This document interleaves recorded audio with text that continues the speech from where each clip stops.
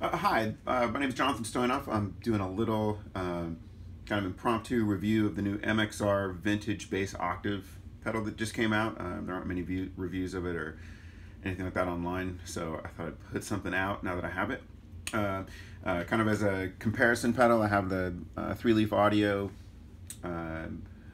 octave pedal that they made for or with Tim LaFave, and it has some of his bells and whistles on it, and I'll talk about those as well.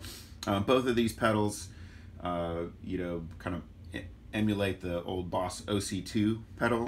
The MXR pedals, they're shooting for improving on it, improving the tracking and the fidelity, and they have this cool mid switch. So first thing is I'll just give you my dry signal so you can kind of hear that. I'm playing in the lower register on the D on the 5th fret on the A string, since you can't see me. And I'll play some ideas in the high register as well too, so you see how they track and sound. So this is in the low register.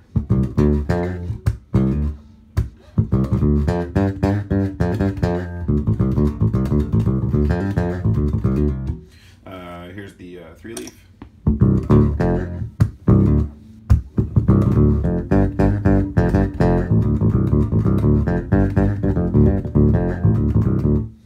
And here's the MXR.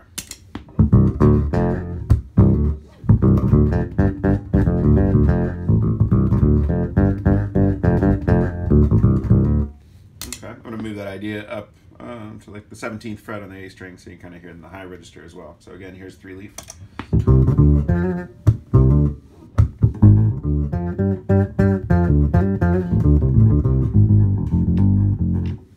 Here's the MXR.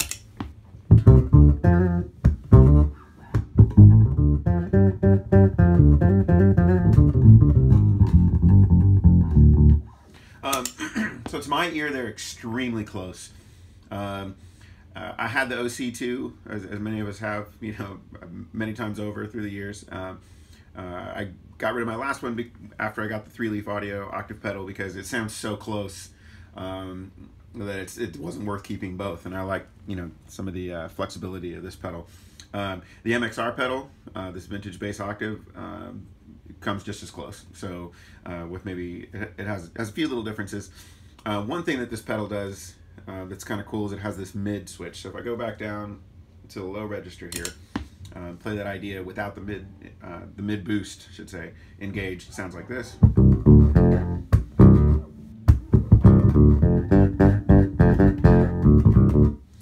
If I engage the mid boost, you hear the difference right away.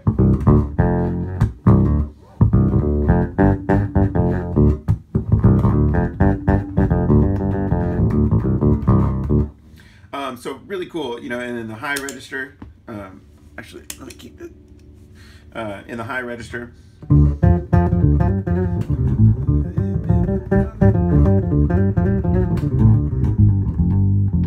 with the mid switch,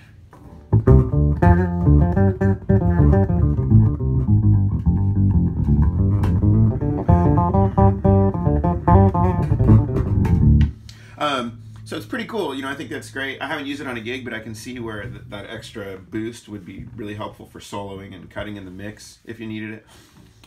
Now, one thing with this pedal, since I'm doing a comparison, the 3-leaf pedal does not have a second. It doesn't have an OC2, the second sub-octave. So I have that off right now. Now if I turn, I'll play it without it one more time.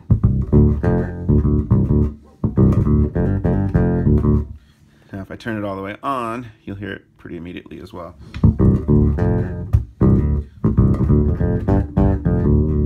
Now that's in the low register, not really where that second octave shines. So if I move that up into the high register, let's see, I'll start with it off.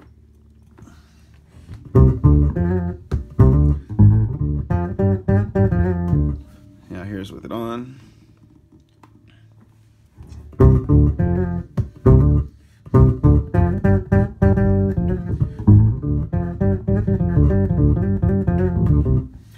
So pretty cool in the high register.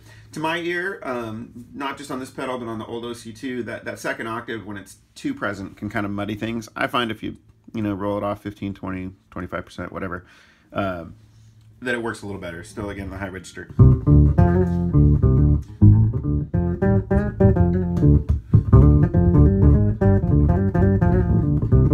So, you know, it's still kind of a messy sound, which is, you know, can be part of the attraction, but with it rolled off a little bit, I think it does a better, you know, job of kind of feathering some super low end, but without muddying up your sound. So, you know, I think that's really cool. Let's see. Now, if I compare the sub octaves, you know, one thing that Tim LaFave did, and you know, Michael Leake from Snarky Puppy, they like to use this. They like to solo this OC1, this first sub octave, to make synth tones. So this is what that sounds like on this pedal. Let's see.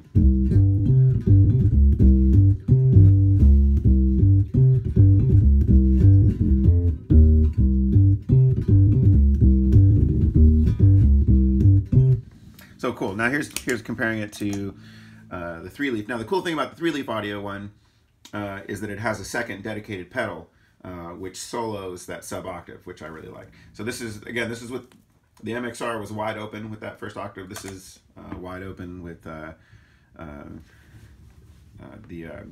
foot switch engaged, so you have it soloed.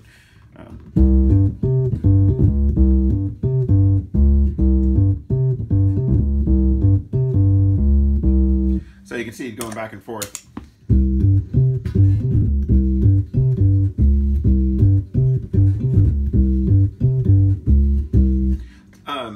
So to my ear, the 3-leaf pedal does a better job of you know, boosting that lower octave, and it's a richer tone, again, to my ear. Now you can change that a little bit by doing the mid. So here it is again, soloed.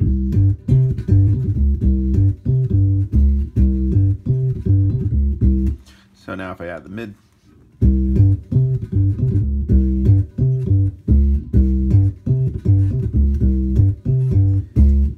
so actually not a huge difference for the OC1. I'm not sure if that's only affecting the dry signal. I'd have to research that a little bit. And it also has a trim pot inside that you can adjust, so you can change the frequency range on the mid boost. So you know, that's something I haven't done yet, haven't gone that far, but something that you could potentially try. So comparing them again to my ear, if you're going to solo the OC1 and try to get the synth sounds, you know, you probably have to be prepared to, you know, reach back and either, you know, change the volume on your bass or change the volume on your amplifier, or maybe do a little re-EQ to get the sound you want in preparation for that. So I think that's kind of where the 3-leaf pedal kind of shines. Other thing that's cool about the 3-leaf audio pedal is that it has some it has a dedicated tone control for the sub octave. So you can go to the sub octave. Oops, that's with them both on, and we won't do that. Now if I start to add in, I'll add it in big jumps. So, it starts to get really synth.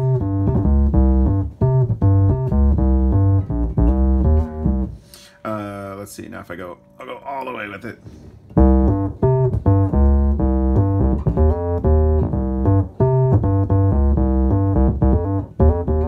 So, you know, it has a lot more variety in tone, you know, for the sub octave. So if that's something you're into, you know, that might be something, you know, you look at this pedal. Now the other cool thing, I'll take the tone off, is it has this Tim switch, which adds all this low end. So again, going back to the original bass line. Add this, and hear the difference. Now I've used this pedal on gigs quite a bit. I'll tell you right now, when you're playing reggae, if you engage this and you have the Tim switch on, this is a house shaker. You'll rock. You'll bring down a festival stage with that pedal. So it's pretty cool. So I really like it for that application. And then you can also the tone also works with the Tim switch on. So if I change that, it just makes it more woolly here with it all the way up. So that, you know, that just adds to the attack, which is pretty cool. Let's see, we'll zero all that out again. Now, like I said, the dry signal here on this one is stronger than the sub octaves. I think that in part is, you know, one thing that affects the tone. I think it's also something that helps with the tracking. So I've noticed if I play the open A string with this one, again, very nice tracking. If I play just an open A string on this pedal, the 3-leaf, not so nice tracking. But check it out, if you just roll off like 10 or 15%, this is a mix. If I go this way, I'm rolling towards the dry signal. This way, I'm rolling towards the sub octave. So if I just roll about 10 or 15% towards the dry signal and play that A string, still does it not quite as bad. You can take it a little more.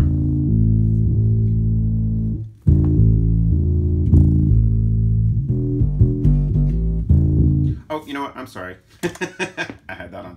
So here's with the dry signal. So you can see the tracking now. The MXR tracks perfectly, I'll admit. This one you still get a little waver, but with this, if you just roll off the sub octave just a little bit, it's much better if you're trying to do long tones on stage. Now, having said that, we're talking about tracking in different registers.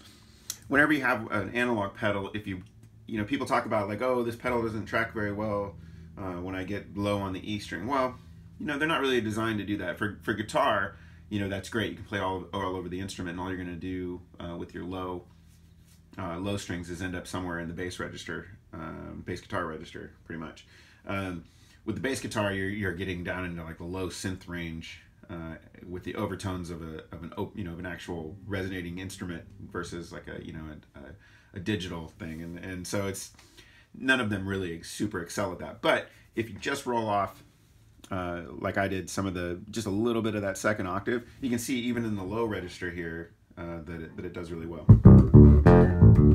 And again, I'm on the D on the A string, really low. So with this, I can even go down to the low. I'm at a low F.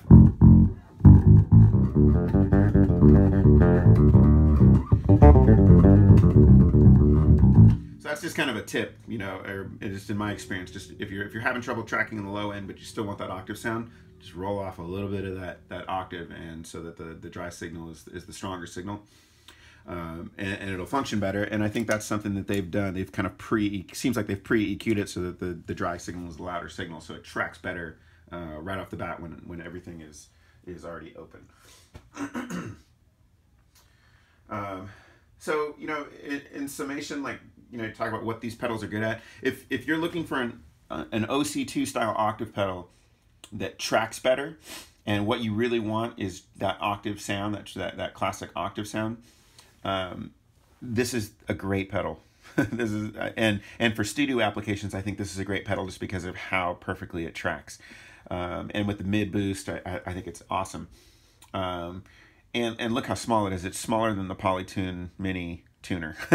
So it takes I could easily like kind of sneak this onto my pedal board. I've just kind of inserted it in the chain here and pulled my pedal board apart a little bit. You could see where I could get it in here even on a small pedal board. So I think that's where this excels. It's not as great, I think, for doing the synth thing and doing some of the modern techno, like I said, Tim LaFave, Snarky Puppy kind of Michael League thing.